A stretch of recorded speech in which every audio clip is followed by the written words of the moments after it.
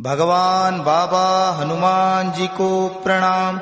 महान त्यागी बाबा जुमदेव जी को प्रणाम। परमात्मा एक। नमस्कार मित्रांनो, मी कृष्णा, आपला मित्र, आपला सेवक। परमात्मा एक मार्गावरती सेवक कसे का जोडू लागले यांच्याच एक उदाहरण श्री मेघराजजी नारायणराव कोहाळ यांना या मार्गात आलेला अनुभव। सन 1970 मध्ये मी पूर्ण कुटुंबासह तत्व आधारित झालो। आम्ही अनेक देवतांना मानित होतो। घरी विठ्ठल, रुक्माई, कृष्ण, शंकरजी, भावांनी, नागोबा इत्यादी देवतांच्या तांबा पितळाच्या मूर्त्या विराजमान होत्या। सर्व मूर्त्यांची दररोज पूजा करीत होतो। परमेश्वर नावाची एक सर्वसामान्य शक्ती असून ती मूर्तिपूजेतच समाविष्ट आहे, ही मर्यादित भावना अडीअडचणीच्या प्रसंगी पूजा अर्चना करावी, नवस आदी ठेवावेत आणि अडचणीनुसार मार्ग सापडतो, हीच भोळी कल्पना आम्ही मनात ठेवली होती। ह्याच पार्श्वभूमीवर सन 1962 ते 1970 चा काळ आमच्या जीवनात कसोटीचा ठरला। सन 1962 मध्ये माझ्या पत्नीच्या डोक्यात विकृती निर्माण झाली। विकृती एवढ्याकरिता म्हणतो की त्या विकृतीचे अखेरपर्यंत नामानिदान होऊ शकले नाही।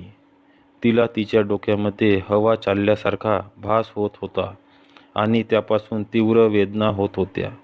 रात्रीला झोपेत भयंकर, भीतिदायक तशीच चित्रविचित्र स्वप्ने पडायची, त्यामुळे ती भयभीत होऊ लागली।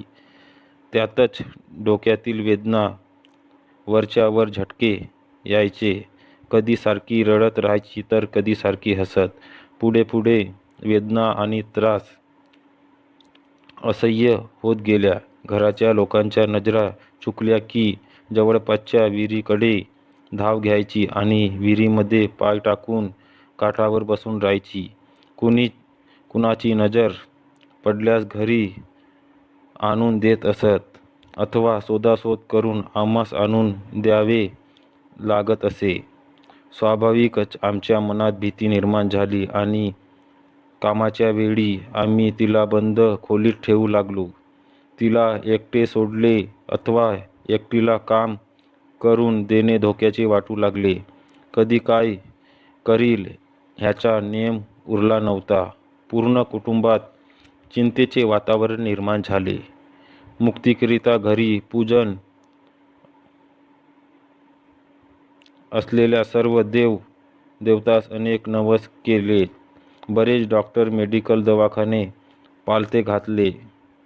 प्रख्यात मनोवैज्ञानिक तज्ज्ञ पाहिले। तसाच आमचा बाहेरच्या बाधेवरून, जादू टोण्यावर विश्वास नव्हता, परंतु एक उपाय म्हणून अनेक मांत्रिक, जादूटोणेवाले, दर्गे, अज्ञात येणारे देव सर्व काही करून चुकलो। एवढे हताश झालो की जे सांगतील तसे करू लागलो।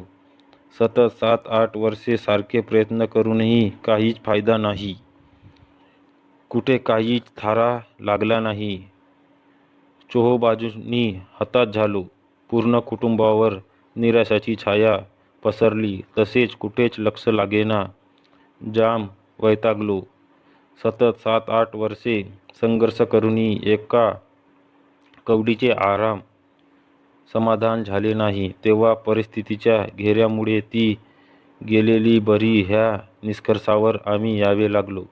परंतु विधिलिखित काही वेगळेच होते।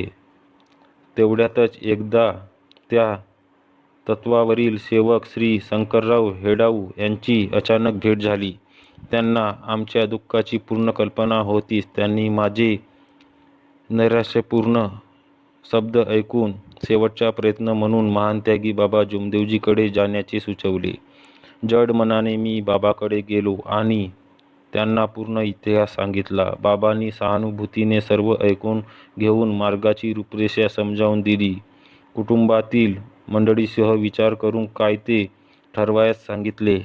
माझ्या कुटुंबात वयाने वडील म्हणजे माझी आई, तिचे वय 60 ते 65 वर्षे. तिला मार्गाची रूपरेषा समजावून देऊन घरी आलेल्या सर्व देवांचे विसर्जन करावे लागेल असे सांगितले. पिढ्यानुपिढ्या चालत असलेले सर्व देवाचे विसर्जन करण्यास तयार होईना. तिला समजावण्यामध्ये 2 महिने पुन्हा निघून गेले. व्यावहारिक भाषेत समजावणी घातल्यानंतर अखेरीस ती पण तयार झाली. अशा तऱ्हेने आमचे संपूर्ण कुटुंब मार्गावर येण्याचे ठरले. आम्ही पुन्हा एकदा बाबाकडे गेलो. बाबांनी पूर्ण मार्गदर्शन करून तत्त्व दिले आणि महान आश्चर्य की अगदी त्याच दिवसापासून माझ्या पत्नीच्या विकृतीत फरक पडला. केवळ पहिल्या 11 दिवसातच ती निर्मळ झाली. 42 दिवसाच्या समाप्तीच्या दिवशी तिने एकटीने पूर्ण स्वयंपाक करून सर्व कार्य व्यवस्थित पार पाडले. पूर्वीची ती हीच की काय असा संभ्रम निर्माण होईपर्यंत मी पूर्ण बरी झाली. तेव्हापासून आजतागायत ती त्या विकृतीपासून मुक्त आहे. तिचा तो पुनर्जन्म आणि मागे वैज्ञानिक जीवनाच्या पूर्णधार तसेच आम्ही मानतो व मार्गरूपाने मानवी जीवनाचा अनमोल ठेवा प्राप्त झाला हेच आमचे थोर भाग्य समजतो. नमस्कार. व्हिडिओ आवडला असेल तर कृपया सबस्क्राईब करा.